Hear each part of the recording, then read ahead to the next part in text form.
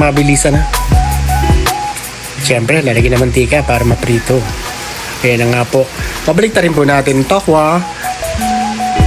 At saka natin lalagay sa lalagyan na may paper towel para masipsip niya ang mantika.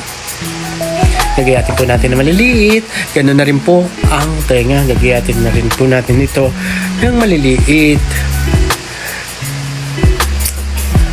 And then paghahalu-haluin po natin, lalagyan natin ng sibuyas, ng luya, at ng siling haba.